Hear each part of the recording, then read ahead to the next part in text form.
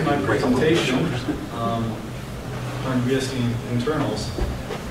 This is going to be a fun presentation. I've got a very special announcement at the end of the presentation.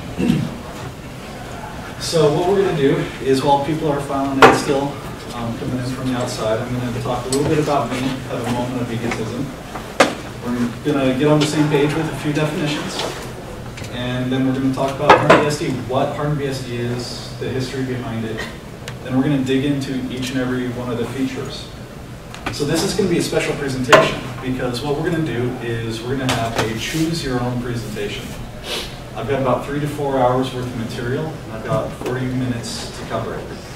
So we're going to do a different kind of presentation. And then we're going to, based on what you guys decide, we'll do a weather report and we'll dig into all the features. So my name is Shawn Webb. I'm the co-founder of HardenedBSD. I've been a security enthusiast for quite a few years.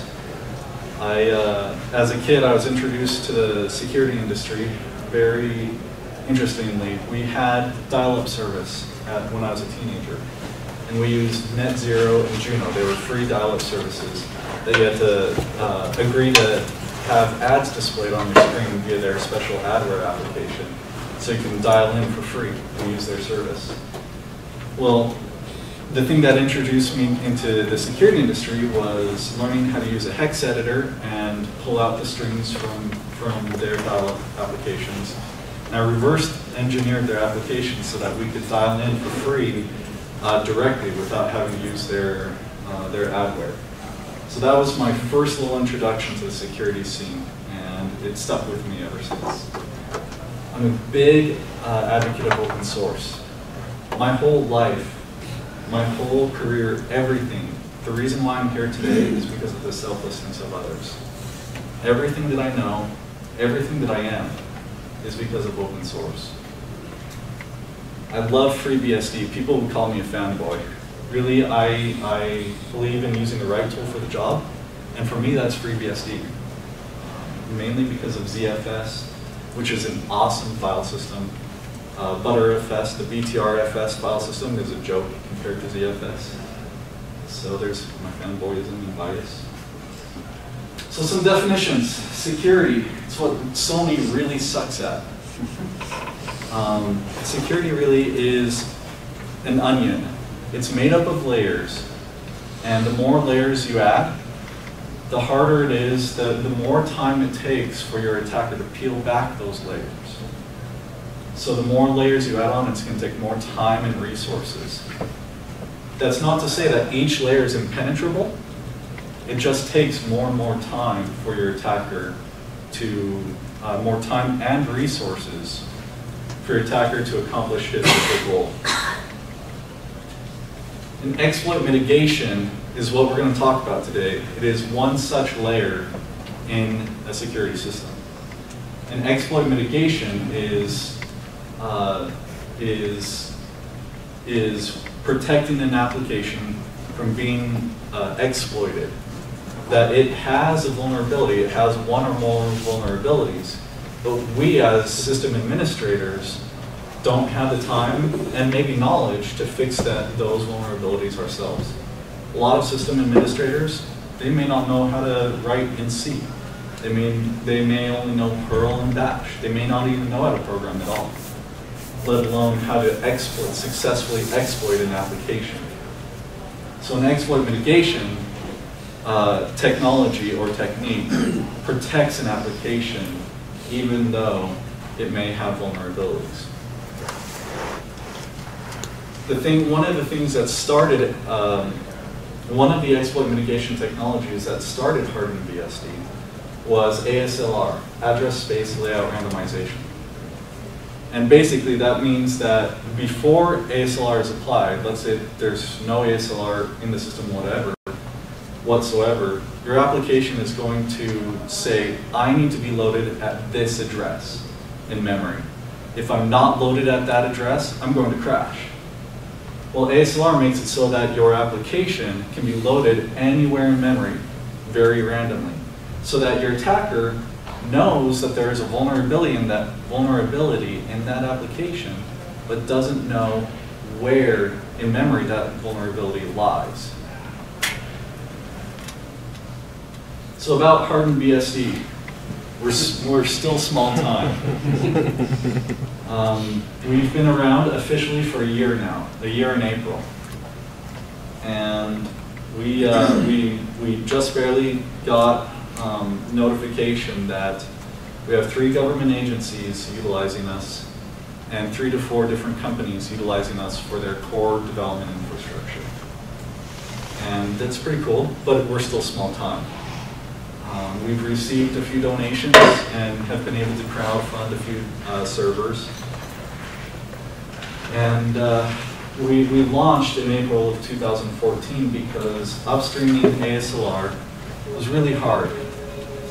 We've been in the process of upstreaming ASLR to FreeBSD now for 2 years. FreeBSD still doesn't have it. And our implementation of ASLR is even stronger than OpenBSD's, which says quite a bit. We originally intended HardenedBSD. We originally created the HardenedBSD account on GitHub, mainly because it was me and another guy from Hungary. His name was Oliver Pinter. And I'm murdering his last name, but I'm American, so that's allowed. So both of us were actually working on the same project. Both of us were working on ASLR in tandem. And he came to me and said, hey, let's work on this together. You're doing cool stuff, I'm doing cool stuff, let's do this together. So we created a single repository on GitHub, and then a few months later we launched the site. And we are a full fork of FreeBSD. And we became a full fork of FreeBSD just a few months ago. We run our own package repository. We have automated nightly builds. We do our own everything. We are kind of like Dragonfly BSD back in the FreeBSD 4.0 days, and or 5.0 days rather. So we have quite a few contributors. We have some contributors from the FreeBSD project itself. We have 4 developers, and 2 of which are active daily. That would be me and Oliver Pinter.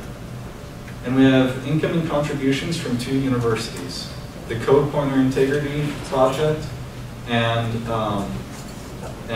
the Safe Stack project. We have 4 dedicated servers, and one of which was fully funded via Indiegogo, which is pretty cool that the community wants this so bad that they are donating to us. Even today, we just got a $130 donation a few days ago, and today a $15 donation. It takes a pretty penny to run something like this, and it's even going to get more expensive for us due to the announcement that's going to be made at the end of this presentation. So we have a 3-year game plan. We want to upstream ASLR and some of the restrictions that we have regarding the usage of the mprotect system call and WXORX or no exec upstream. We want to implement a feature of PAX and GRSec called UDREF. That isn't really, I don't know much about UDREF. That's more of Oliver's side of things. So if he were here, but he's in Hungary, we could speak more about that. We want to upstream the restrictions to linprocfs, which I will dive into the history of that a little bit later. Next year, we will have official releases. FreeBSD will release FreeBSD 11.0, and we will follow suit shortly afterwards with our first official release. We want to provide commercial support so that people can come to us and say, hey, I have this problem, we can fix it for them. For a 5-year game plan, we want to become a 501c3 nonprofit organization so that your donations can be tax deductible. We also want a for-profit arm, kind of like what FreeBSD does with the FreeBSD Foundation.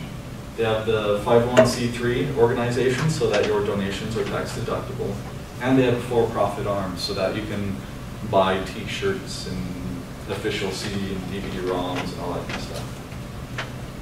We want official hardware appliances, so we're going to venture into the firewalls and next-gen firewall arena with IDSs and IPSs, Snort, Suricata, Pro, that kind of thing. In Oliver, I'm not entirely sure what he wants here with the Windows SPS-like tool, but he wanted me to mention it, so I'm mentioning it.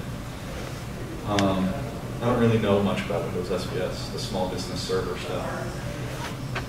So some of the features that we have strong ASLR, and we're working to make it stronger. There are some improvements that we can make, even though our version of ASLR is even stronger than Openwest. We have what PAX calls no exec.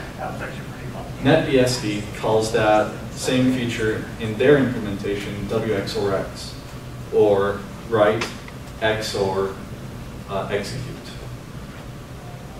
We have linprocfs restrictions, which was created because of some cool procfs trace with SSHD. We have ptrace restrictions, some of the same ptrace restrictions that GRSec has. We've hardened mmap a little bit. We've completely removed support for mapping at null. So in a lot of operating systems today, you can map at the 0 page, at the null page, which makes it so that if you can turn a null dereference potentially into arbitrary code execution. That's not even possible in HardenedBSD. And to my knowledge, it is the only OS to fully remove map at null support. We've removed many of the old image activators, so the A.out executable format from years and decades ago, we don't support it. We have get entropy from OpenBSD, and we've hardened the boot process quite a bit. We have something called seg vguard, which makes it so that if your application seg faults more than a certain amount of times in a certain time period, then we prevent that application from restarting. That is because chances are someone's trying to exploit it, and in order to figure out the underlying ASLR, it's doing that brute forcing the ASLR causes that application to crash. We integrate with Intel SMAP, and we have this nifty little application called SecADM, which is short for Security Administration. The Security Administration application makes it so that you can toggle all of these features on a per binary basis. And it has a feature that I wrote recently called IntegraForce, which enforces file integrity for executable files and their dependencies. So you hash a file first, and you stuff that hash into a configuration file. And when you try to execute that application, that hash is checked. And if the hash doesn't match, then you can't execute that application. That list of hashes for your applications is loaded and kept inside of the kernel. So it can't be tampered with arbitrarily.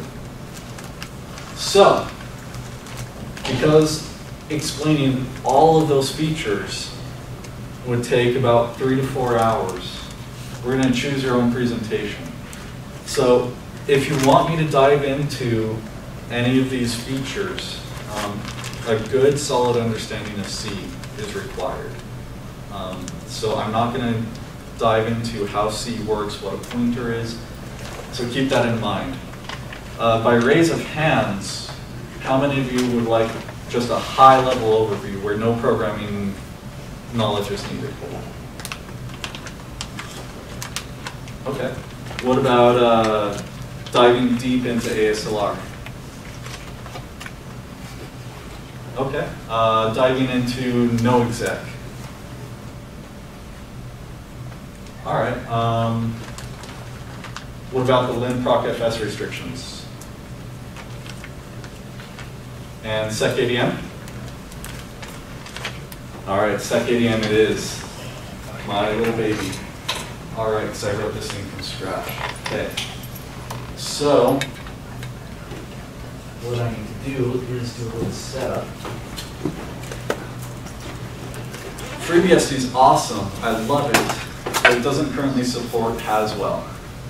So, Haswell graphics. So, I'm using my work laptop to do the presentation because that's running Linux. I'm using the right tool for the job, like I said. And my HardenedBSD laptop to do the development side. So I need to set just a couple things up real quick. So I've got an SSH into it. While you're doing a quick question, sure. There's a lot of things based on OpenBSD, why based on FreeBSD rather than OpenBSD? Mainly because FreeBSD is used quite a bit. And because I'm a big fan of FreeBSD. OpenBSD is great, we love OpenBSD. It makes a great firewall. But there are quite a few features that are missing that FreeBSD really has. Like the ports tree. OpenBSD's ports tree has only about 5,000 ports, and FreeBSD's has 25,000. So,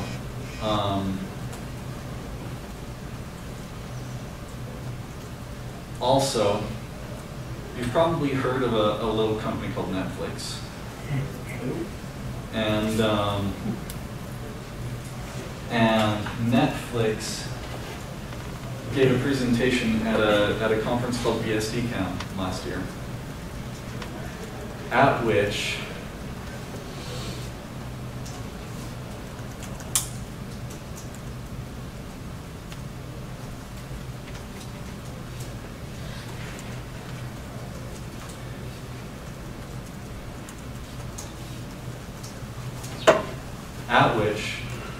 they discussed how they, during peak North American internet hours, they are responsible, they deliver over 34% of all peak North American traffic. That's not a number to toy with. How many percent? 34. And that is all of their infrastructure, 100% of it is running FreeBSD. So it's nothing to laugh about when you consider all the Juniper appliances out there and all the other internet appliances out there. I would guess FreeBSD is responsible for delivering at least 50% of all traffic. I'm just pulling that number out of my butt, but it just makes sense. If FreeBSD is delivering just at Netflix 34%, Juniper relies on FreeBSD 100%. And Juniper is pretty popular, not as popular as Cisco, but Cisco still uses FreeBSD for some of their appliances, but not all.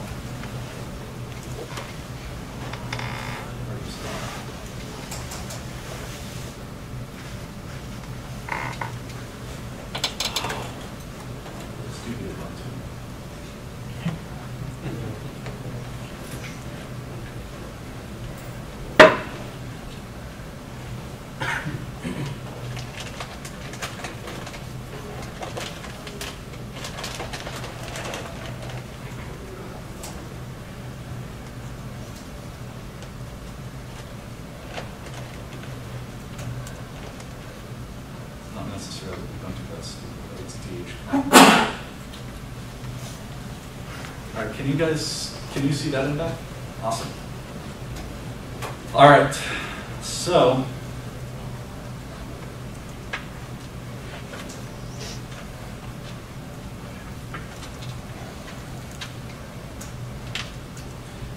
what I'm going to do actually is go back to the slides. And we'll talk about the weather report for a second.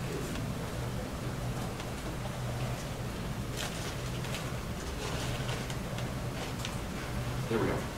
All right, so we released version 0.2 recently, rather recently, just a few weeks ago. And it has that feature called Integer Force. So that's awesome. We are very well performing with Integer Force. So there's two modes with Integer Force. Either soft mode, soft enforcing mode, or hard enforcing mode. Soft means if the hash doesn't match, then simply print out a message in syslog and log it, but allow the application to execute. If you enable hard mode, which is the default, then the message is still printed in syslog, but also execution is denied. So we're in the process of releasing 0.2.1. There's a few bug fixes, like being able to compile on 32-bit, and we've backported all of our work. We've backported from FreeBSD 11 current to FreeBSD 10 stable. So 0.2.1 is going to allow SecADM to function on 10 stable, but without Integer Force, because the kernel interface doesn't have some of the hashing functionality that we need for Integer Force to work in 10 stable. So in June, I'm going to start researching version 0.3, where we're going to have full X509, so public key signatures for ELF binaries. Kind of like how Windows PE conf files can be signed, and it pops up with when the first time you execute the application, it says, "Do you trust this publisher?" That's the same kind of thing that we're going to have with ELF files in SecADM 0.3. So that's where we are. We're going to release 0.2.1 early next week after some testing, and yeah, so let's dive in. So we're at 11:53, so we're going to dive into the kernel module first. So it's pretty simple. There's just a few C files here. Actually, we're going to discuss the structures that are involved first. I think that's most important. So a rule. So every file that you reference is a rule, and it's just a linked list right now. And I have a friend who's working on turning this just from a simple linked list into a better algorithm, a better way to organize this data. Because you may have just 5 rules, or you may have 20,000 rules. So we need to be able to scale this better, so that there's not as much overhead when you have a large rule set. So the first field is just an ID, and it's unsigned. The flags are unused right now. They're planned for the future, so that you can delegate rules to different jails, or rule management to different jails. The third field is called the mount point. So on which file system does this rule apply? Does this file apply? We're also caching the inode.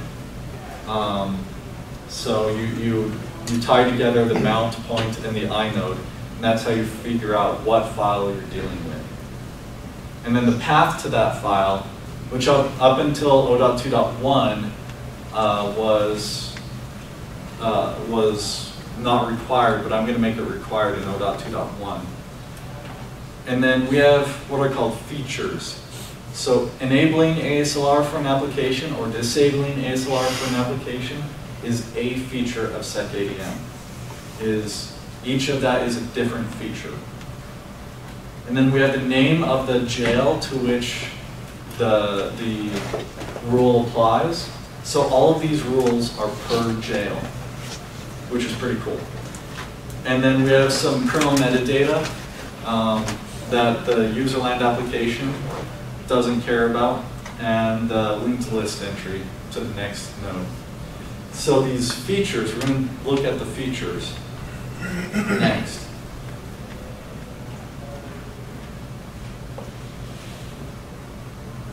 So the feature, there's 3 fields in there. The first field is the type of feature that we're talking about, and any metadata for that feature, and the size of that metadata. So the feature type is pretty simple. You could either have an invalid feature, enabling or disabling the page exec or no exec, enabling or disabling the mprotect restrictions, enabling and disabling seg vguard and ASLR, and finally the IntegraForce feature. The IntegraForce feature is the only feature that actually has metadata associated with it. So,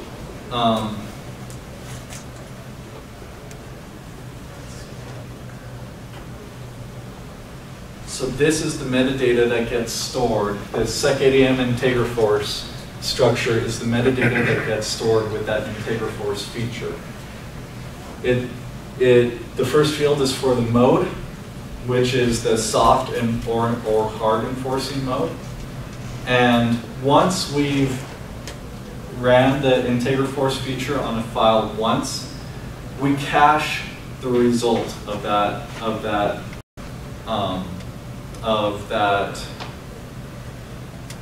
application.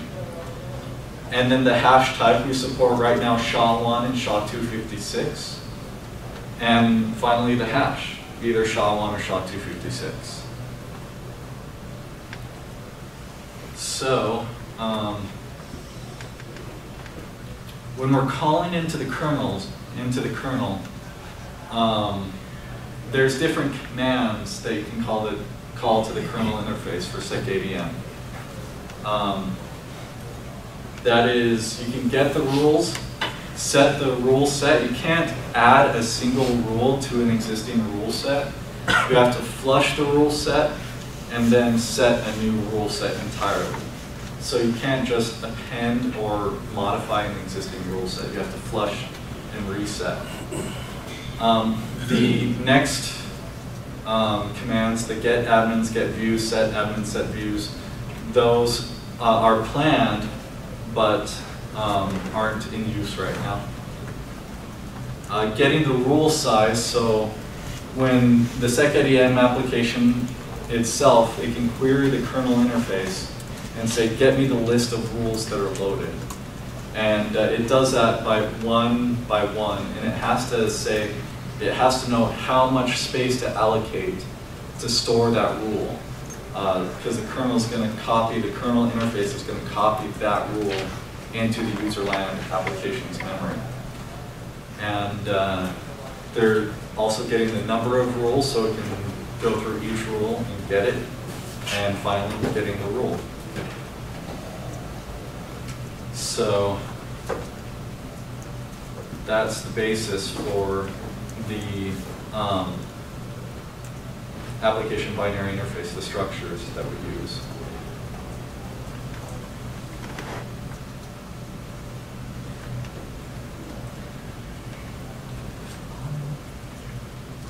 Can you still see that in back? Awesome.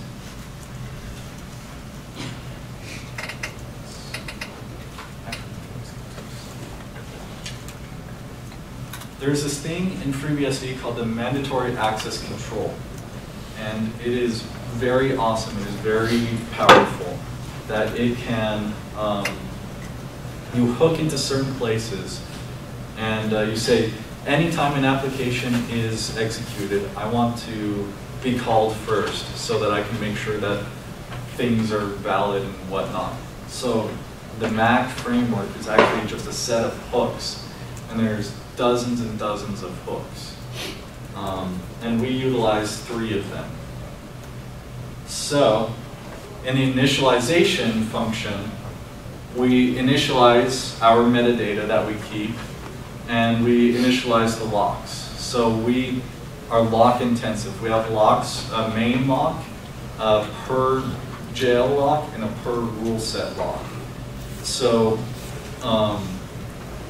So there can be quite a bit of lock contention. Fortunately, what we're using is a read mostly lock, so that it's not as CPU intensive. It's only CPU intensive when you have a writer attached, when you want to actually write or modify data that is protected by the lock. And of course, in the destroy function in the kernel, we're cleaning up all of our rules, making sure that we're not leaking memory, and we created a Mac framework hook for whenever a jail is destroyed, we remove all of the rules that are loaded for that jail. Otherwise, if you have a jail loaded and you have rules inside that jail, when that jail shuts down, if we didn't have this hook, then when the jail shuts down, you'd have rules floating in the kernel that don't apply to anything. So this right here specifies all the hooks that we use. The destroy and init function, and the secadm vnode check exec is every time the user or an application goes to execute another application, our code is called first to make sure that that it can be run with IntegraForce, and that certain flags like disabling and enabling ASLR are specified. We also, with IntegraForce, we make it so that you cannot modify a file that is being controlled by IntegraForce. Because if a file has a certain hash, which we validate before loading the rule, before reloading the rule set, if a file has a certain hash, then opening it to modify it would mean that the hash doesn't match anymore, and that executing that application then would cause an error condition. So that causes issues when you're upgrading your system, when you're upgrading your packages, when you are installing a new base and kernel and that kind of stuff. Because you have to flush your rule set first and then do your upgrades. Because otherwise you can't do your upgrades, it's going to error out on you. So we also don't allow deletion of files that are controlled by secadm, whether it be through a non-IntegraForce feature or an IntegraForce feature. Because that would mean if a file is deleted, that means the rule set has been modified. There's a rule in the rule set that doesn't apply anymore. Well, we don't allow the rule set to be modified. It's like a set of firewall rules. Just because another node connected to your local network, that doesn't mean that your firewall rules should automatically change. They should be changed by a human at the keyboard. So that's initialization. We'll go with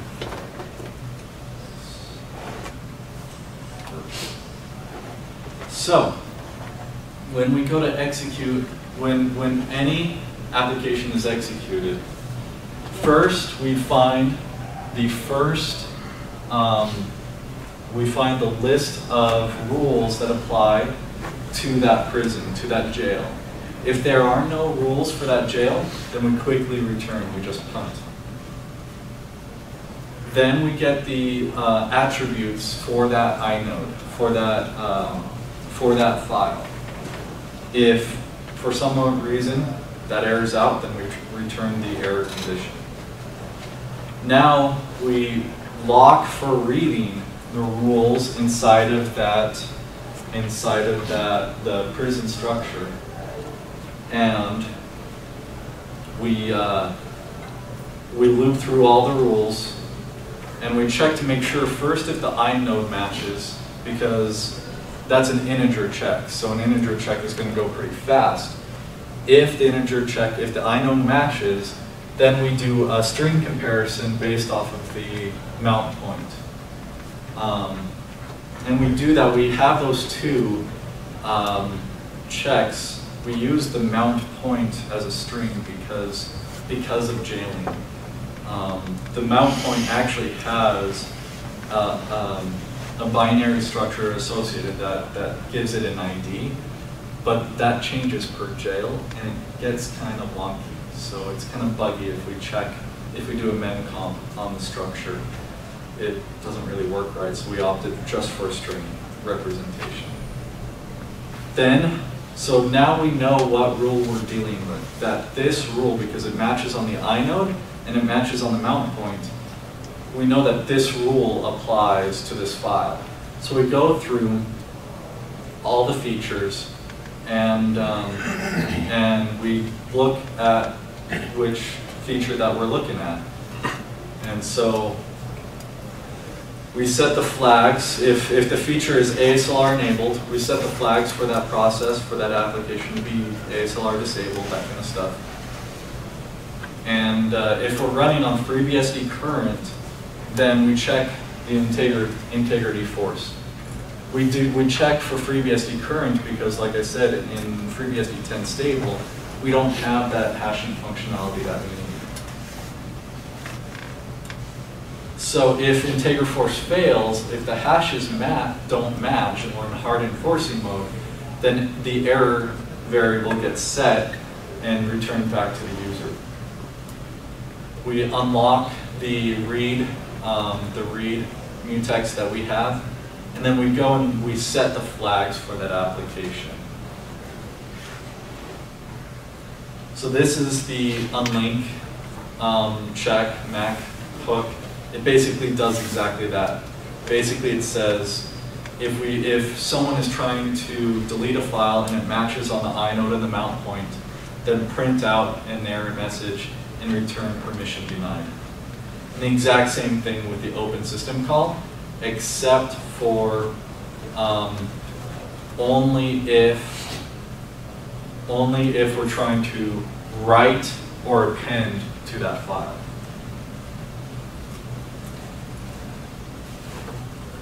So that is the protection layer of SecADM in the kernel.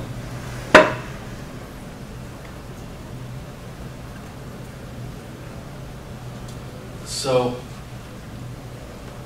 there were different paradigms to use for calling into the kernel, and I chose using a sysctl control, a sysctl function instead of a dev entry, and that way, because of that, we get past the credentials for the calling application.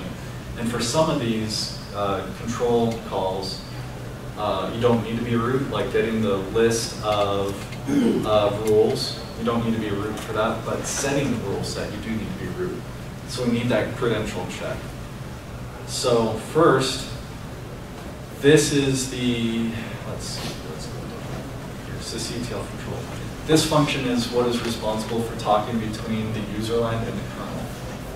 And we do some sanity checking here first, and we read in, stupid Ubuntu. I hit the up key, and then it thinks it's still hitting the up key for some reason. Then we read in the command that they're trying to tell us. And we make sure, we do some sanity checking on that command, make sure that if we're trying to do something that requires root credentials, then we should ensure that they're root first. So then we read in the reply that they have, the userland application has to have another structure for us to put our reply into, to say this command and this reply to the command. So now we're switching on the SC type, the command type, and if we're getting the version, we just return the version number in the reply structure. For setting the rules, we handle adding the rules. For flushing, we flush them, get the rules, that kind of stuff. And so we'll go up here for adding the rule. So we get the prison the prison per prison list of rule set, and that one means if we don't have a rule set defined for this prison, then we go ahead and create that initial rule set. We allocate some memory for it. Then we allocate more memory just for the rule itself, and then we read that rule in from the user land. We set the ID ourselves, just to be, just so that we have control over the ID field, and then we read in the next rule in the chain from the rule in the rule set. Then we validate the rule set. We parse all the features for every rule and make sure that IntegraForce works, that all the flags are set properly, and if the rule set failed to validate, then we return an error. If it validated successfully, then we go ahead and flush the rules. We grab a write lock, and then we set the rule set, and then set the max ID. We just cache the max ID, and then release the write lock, and we're good. In error condition, we go ahead and we free the rule set, because at this point the rule set has already been tampered with. So yeah, that's the kernel interface. We provide a library so that you don't have to deal with this command and reply structure, so that you don't have to deal with these low-level details.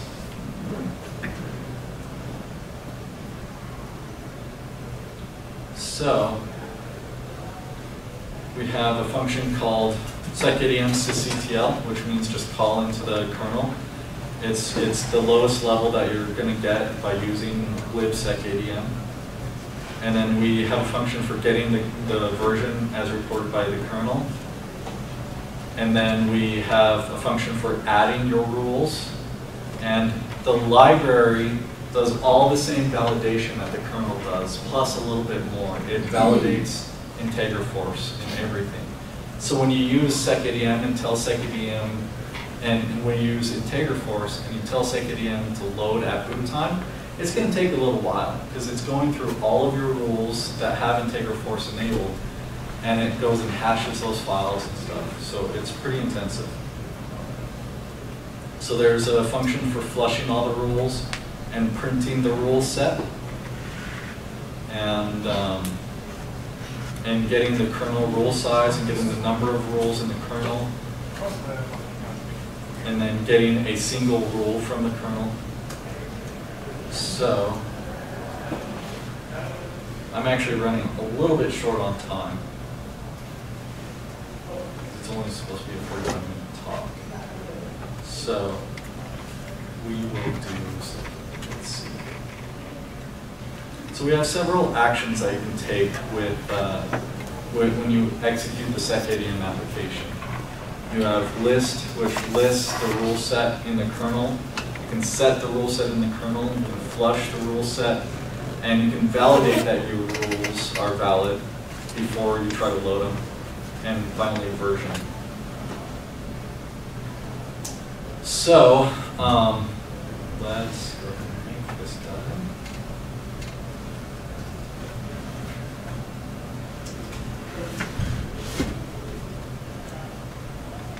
Let me make sure that I'm using this and not the package that we built.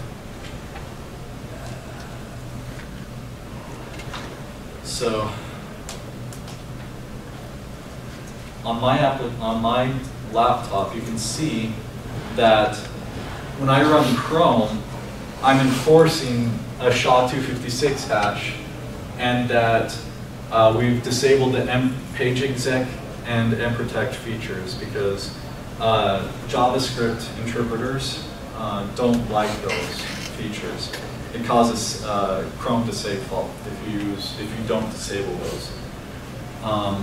And so I'm also checking Git and making sure that Git is valid, that it hasn't been tampered with outside of, upgrading all the packages. So that's it for the deep dive. There's more code, but there's still not enough time to dive into every single line. But I dove into the most important part of SecADM, and that was the kernel interface. So let's go down to putting it all together. So with HardenedBSD, there's lots of work to be done. We are still improving our ASLR implementation, and we're still working on SecADM quite heavily. Right now we're more in the research phase of SecADM, and, but there's still more to do. When we combine multiple exploit mitigation technologies, we are pretty secure. The attacker will be frustrated. And some of our next milestones is ASLR v2. Instead of using a stack gap randomization, we'll have true stack randomization. The only BSD to have true stack randomization. We'll have UDREF and ELF code signing and an official release next year. So I mentioned that there was going to be a special announcement. And this is really exciting to me, because we're only a year old. We're still pretty young. There's a project called OpenSense. It's OPN Sense, all one word. And it's a firewall distribution of FreeBSD. It's based off of pfSense, which is pretty popular. It's another firewall distribution of FreeBSD. But they are going to, instead of using FreeBSD as their base, they're going to use HardenedBSD. And we are teaming up with them today to bring that to you.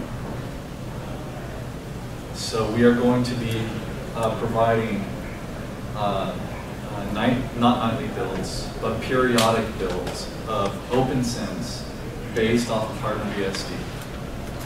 So your firewall is going to have all these exploit mitigation technologies. It is the only FreeBSD firewall that will have it right now. We're in talks with pfSense to do the same. This is unofficial right now. We're currently in talks with pfSense to do the same thing that we're doing with OpenSense. And pfSense is actually going to donate us some hardware to enable us to do that easier. And pfSense is quite popular. It runs on at least 500,000 different firewalls. So we're going to go from just a small-time distribution of FreeBSD that has awesome security to pretty freaking big. And that's going to happen within the next year. I'm so excited. This is my way of giving back to the open source community that has taught me so much. I wouldn't be here today. I wouldn't have the career that I have. I wouldn't have even the wife that I have, the cute little redhead, if it weren't for open source. This means my life, and I'm excited to bring it to you. It's also my way of saying screw you, NSA. So there we have. I'm going to be putting my slides up on my GitHub account eventually. I'm waiting to hear back from DEF CON. They don't like it if you put your slide materials out and stuff ahead of time. So eventually my slides will be up online. In the meantime, there's some links for you: the HardenedBSD project, main site, our code, our Twitter, and our Jenkins instance, which does spit out nightly builds of our of HardenedBSD. And SoldierX is a hacking community that is a sponsor of HardenedBSD. Thank you very much.